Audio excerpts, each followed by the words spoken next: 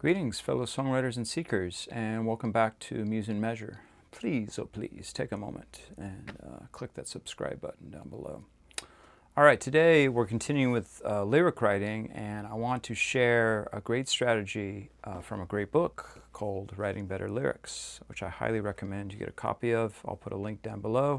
It's by Pat Pattison as a foreword, and many examples throughout by one of my heroes, Gillian Welch, one of the great songwriters, who I've definitely taken a lot of inspiration from and learned a lot from. And today's exercise is something that Pat Pattison spends a whole chapter on and really advocates for, and I think it's a really powerful one. So it's similar to stream of consciousness, but instead of just letting your mind ramble on and jump from thing to thing, you pick a specific object that you are going to kind of ground yourself in. And I think this is really nice because, as we've talked about in previous episodes about lyric writing, we want to take whatever internal storms that are going on and ground them in real life objects. Carlos Williams has that great slogan, "No ideas but in things." So if we think of ideas as being these abstract notions where we kind of summarize our internal and external experiences under these concepts, we need to ground them in order to communicate with other people in actual physical objects. So much depends upon a red wheelbarrow glazed with rainwater beside the white chickens. Whatever idea he was trying to express. So it's mystified many critics. It is grounded in the objects of the red wheelbarrow and the chickens, right? So this exercise, you pick an object. Could be anything. Could be a coffee cup, shoelace, window, whatever you see, or maybe you have a particular object that you think that you maybe want to write about, or as a symbol for someone or something that happened to you that you can write a song about. So that's really powerful. And he advocates spending 10 minutes in the morning, when we're in this kind of liminal space between dream and awaking.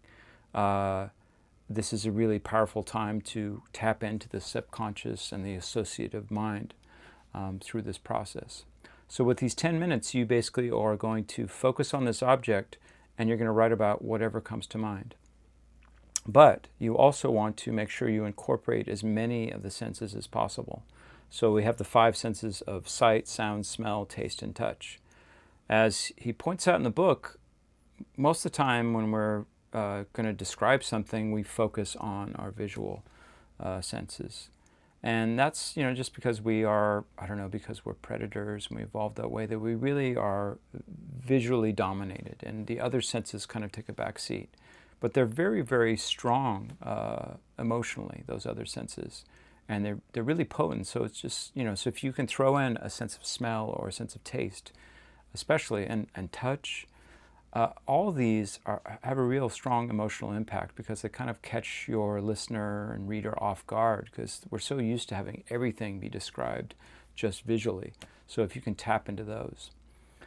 Along with those 5 senses, Pattison also gives us 2 other types of senses. There's the organic. So this is the awareness of the inner body, heartbeat, hunger, your breath. So bringing that in. So when you're looking at this object, what sensations are coming through in your body? Does it make your stomach kind of tighten up? How are you breathing in relation to this object as these associations pour forth from looking at this object? Another one is the kinesthetic. That's a sense of motion, balance, tension, movement. So things in a state of becoming something else or moving. So that's another sense that we are aware of that we often don't tap into to explain or express to other people about what's going on. Now, as many of these you can bring into this writing process, this is going to help your lyrics a lot because, first of all, it catches people off guard. They're not used to hearing things expressed in this way, but they also have an incredible potency and immediacy. As human beings, we experience the world through our senses. So when we're writing lyrics, if we want to create experiences through the vehicle of language, we have to use these senses. Right? So I did this recently, and it actually gave me a song. It was I was just looking around, and my daughter had left a feather boa out, and and there was a capo on the table too. So I just decided to start writing on those two objects. So I kind of cheated a little bit. I think you're only supposed to do one object, but so you go. White feathers litter the ground next to a capo to change the key next time you come around.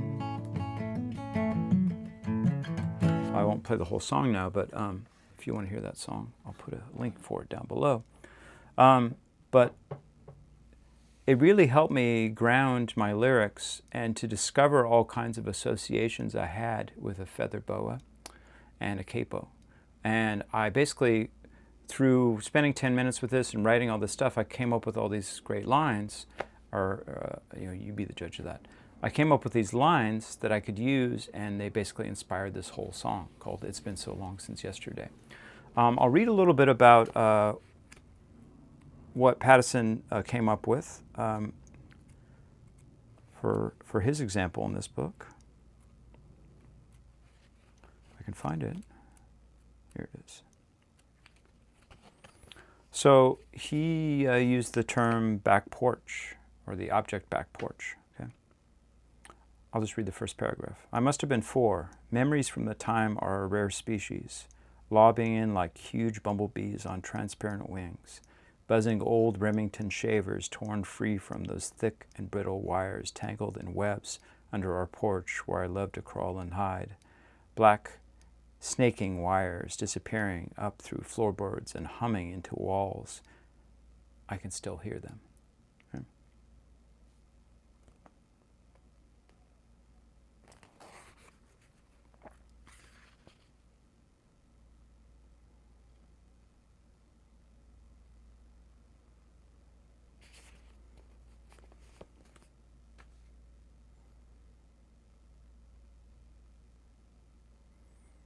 Now, as examples of these 7 senses, Pattison gives us for hearing, buzzing of old Remington shavers, humming into walls and sockets. For smell, there's the smell of damp summer earth, the smell of dirt. Taste, the air tastes faintly of mold and hollyhocks. Touch, thick and brittle wires, damp summer earth cool under my hands, tingling along my back and neck. The organic, crawl, crouching, ducking, scrunching, shoulders tight, standing up quick. Remember, the organic is those inner feelings or the feelings in the body. Tingling along my back and neck when I squint. Crouching there, fetal and content. And then the kinesthetic, which is, remember, about movement. Lobbing in, tingling along my back and neck kept reminding me, avoid rusty nails waiting patiently above my back or skull to forget them. Don't stand up. I could feel mom above me. Okay? So these exercises are going to be really good about just bringing out the sensory, because that's really the key to writing strong poetic lines, is tying them to some kind of sense. And the Pattison's addition of these 2 other senses, the organic and the kinesthetic, really opens up these other possibilities of expressing through these lyrics. So I think this is a very powerful exercise, and one that I suggest you take on and do for a few weeks or a month or forever to get these gems. And then once you've written for those 10 minutes and you have something, go back through, read it, and find the lines that you really like, that really zing for you or have some kind of resonance, and write them down somewhere else. It's good to have a notebook of your best ideas. If you're doing this on a computer, you can have a separate document, and you just have this list of possible lines that then you can draw from when you need them. All right, well, best of luck with writing these lyrics, and let me know how this exercise went for you. Put your comments down below. I'd really like to know what happened for you. All right, best of luck with your songwriting.